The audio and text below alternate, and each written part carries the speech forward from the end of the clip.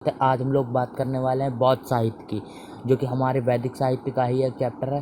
तो उसके अंतर्गत हम जानेंगे बौद्ध साहित्य के अंदर क्या क्या आता है और उसके कौन कौन से ग्रंथ हैं।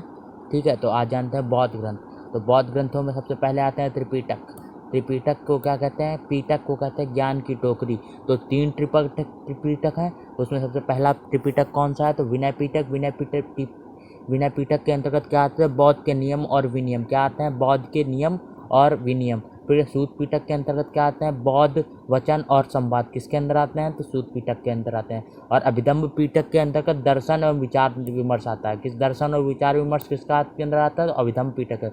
जातक कथाओं के अंदर बौद्ध के पहले के जन्मों के 550 जन्म जो बौद्ध के पहले के हुए हैं उनकी कथाएं हैं। किसके अंतर्गत है? जातक कथाओं के अंतर्गत। तो सबसे पहले अश्वघोष ने 7878 ईस्वी में एक महाकाव्य किसका नाम था? बौद्ध चरित्र की रचना की संस्कृत में। तो अश्वघोष थे। अश्वघोष को कौन लाया था? तो कुषाण लाया था। अश्वघोष को कौन लाया था? बिहार से। तो कुषाण लाया था।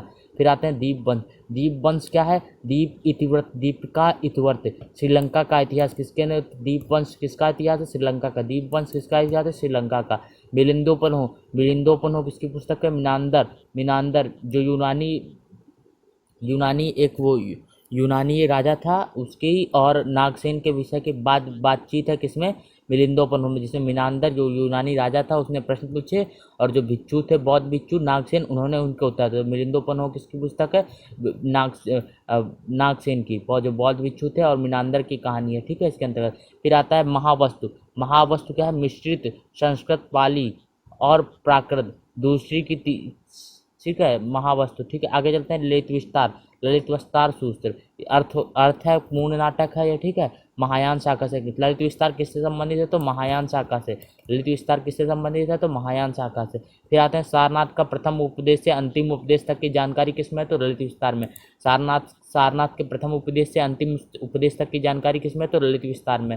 फिर जानते हैं उदान क्या है? प्राचीन थेरावाद क्या है? प्राचीन थेरावाद ग्रंथ है, पुरातन संप्रदाय से संबंधित है। अंधों और हाथी की कहानी इसके अंतर्गत क्या आती है? अंधों और हाथी की कहानी। ठीक है, आगे चलते हैं।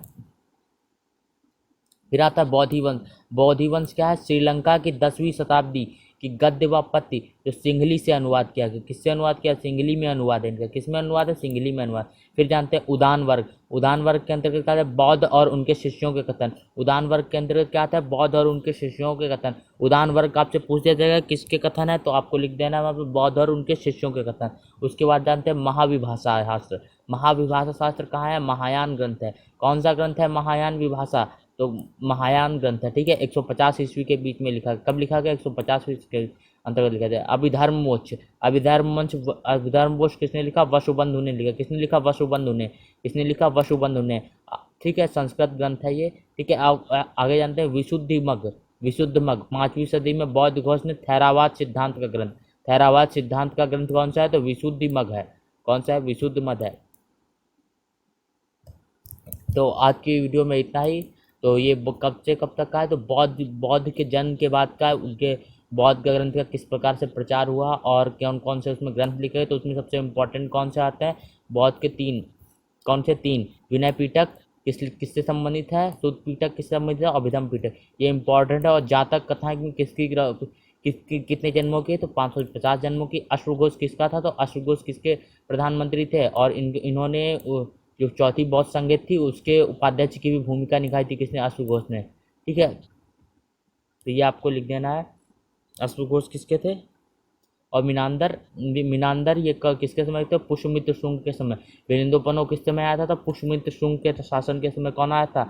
मीनांदर यूनानी राजा आया था। मीनांदर और जो वो हरा दिया था किसने? उसके बेटे ने, जिसका नाम क्या था? अग्निमित्र। ठीक है, इस तरीके से आपका बौद्ध साहित्य कंप्लीट होता है। आगे क्लासों में हम इस तरीके से जैन साहित्य और उसके बाद द्रविड़ साहित्य की भी बात करेंगे। तो अगर आपको आज की वीडियो अच्छी लगी है तो लाइक कर दें, क्या कर दें? लाइक कर दें, शेयर कर दें और क्या कर दें?